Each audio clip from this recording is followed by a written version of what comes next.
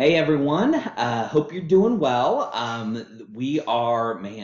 We're more than halfway through the semester, and yeah, it feels like we just started, back in January. So it's amazing how quickly time flies. So, just wanted to do a quick recording and remind you of a couple things.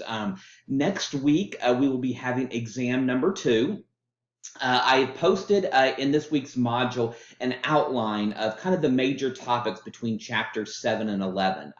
Exam number two will only cover chapters 7 through 11, so you don't need to study anything else. It will be just like exam number one, and it will be open book and open note, and you'll get 2 to 2.5 hours to complete it. Just make sure that you complete it alone, that you don't have any help with anybody else. And again, you can use your book and any notes or any videos or anything that you have. Again, the style will be very similar. It will be a combination of multiple choice and short answer. So again, it's kind of the same format. And the final exam that we take in May will be almost the exact same as well. Again, I try to keep the same kind of structure for all exams. So that will be coming up next week. And again, I'll be posting more details throughout the week to give you more detailed information.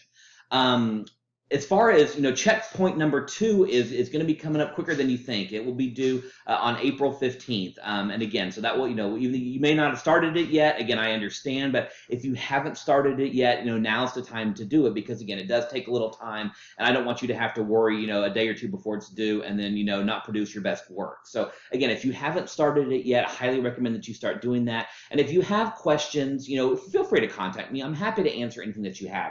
Again, as I did for checkpoint number one, I listed a quality paper and a needs work paper, from past classes, again, to give you an idea of kind of what I'm looking for. So obviously that quality paper, take a look at it. Again, please don't copy it and please don't mimic it word for word, but it will kind of give you a format and an idea of what I'm looking for. And as far as the needs work, I mean, obviously, as you can probably tell when you read that didn't score very well at all. So again, make sure you use those as kind of guides. But if you have specific questions about your own paper, feel free to contact me. I'm happy to answer any questions that you have or offer any advice to help you, produce a more quality paper. So again, April 15th, that's coming up due. So just want to make one final comment, and you've heard me talk about it a couple of times through this semester. It's about, it's when we do like our weekly discussion boards.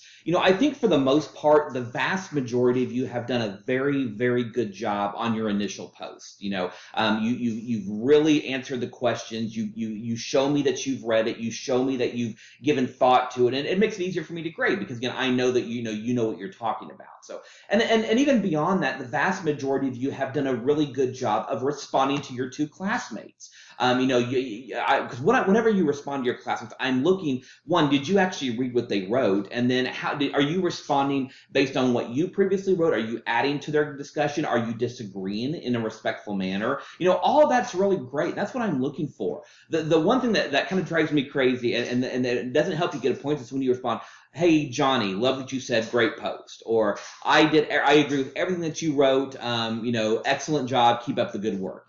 Those don't tell me anything. Those don't show me that you've read their responses. That's usually what gets you, lower scored points. So again, I'm usually looking for about a paragraph when you respond on those. Again, as the assignment will tell you, it doesn't need to be excessively long, but just hey, great job, I loved what you wrote. None of that really shows me anything. I need to know that you read it, you responded accordingly, and that's what gets you your full points. And as I said early in the semester, I want to try to give you as many points as possible. I really do. But to be able to do that, you have to make sure you fully complete the assignment. So, and again, if you have questions about if your responses are appropriate, if you're not sure if it would pass muster, if you will, shoot me an email. I'm happy to respond to you and give you some additional thoughts or things to think about as you go through that. So, again, that's kind of an update of where we're at in this semester right now. Again, this has been one of the best classes I've ever had, and I mean that sincerely. So I've had a lot of good classes. This class is getting towards that great category because I've been so impressed with your responses. Everybody seems to be responding on time. I have very, very few instances of late work. I mean, it's just been really a great semester so far. And so,